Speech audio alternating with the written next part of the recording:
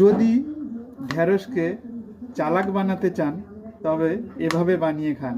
ঢ্যাঁড়সের আগা মাথা লেজা কেটে নিয়ে এইভাবে চিড়ে নেবেন। যদি লম্বা হয়, একটু বড় বড় হয়, তাহলে মাঝখান দিয়ে দু টুকরো করে কেটে এইভাবে চিড়ে নিতে হবে।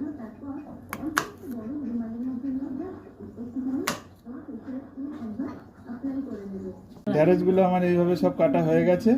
এবার পরের স্টেপ তোমাদের দেখাচ্ছি কিভাবে করতে হবে। হয়ে গেলে পরে এবার ঢ্যাঁড়সগুলো দিয়ে দিলাম। ঢ্যাঁড়সগুলো এবার একটু ভাজা ভাজা করে নেব, লাল লাল করে। তেলটা গরম করে নিয়ে তারপর ঢ্যাঁড়স দিলাম, তাই তো? আচ্ছা, এটা ভেজে কি তুলে রাখা হবে? ভেজে তুলে রাখা হবে। ঢ্যাঁড়সগুলো একটু নাড়াচাড়া করে নিয়ে এতে দিয়ে দেবো একটু নুন,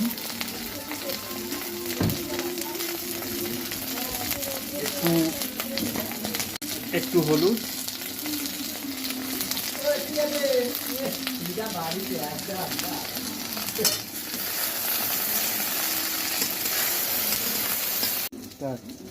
গ্যাসটা এবার আমি লো ফ্লেমে দিয়ে এদিকে ঢ্যাঁড়সটা ভাজা ভাজা হোক, ততক্ষণে আমি একটা মশলা তৈরি করে নিই।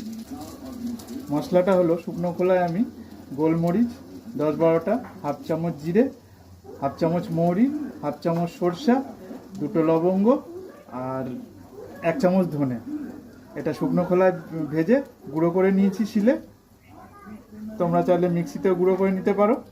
এবার এটা আমি টক দইয়ের মধ্যে দিয়ে দিলাম, 100 গ্রাম টক দইয়ের মধ্যে এটা আমি দিয়ে দিলাম। এর মধ্যে দিয়ে দেবো একটু লবণ,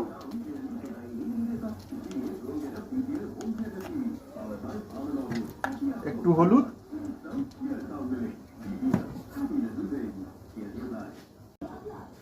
একটু হলুদ,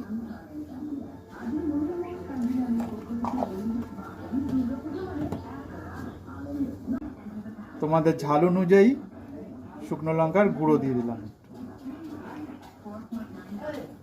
ঢ্যাঁড়সটা ভাজা হয়ে গেছে, নামিয়ে নিয়ে কড়াইতে তেল দিলাম।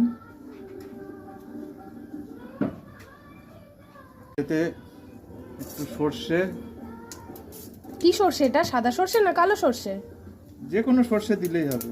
একটু কালো জিরে ফোড়ন দিয়ে এবারে সেই ঢ্যাঁড়সগুলো দিয়ে দিলাম।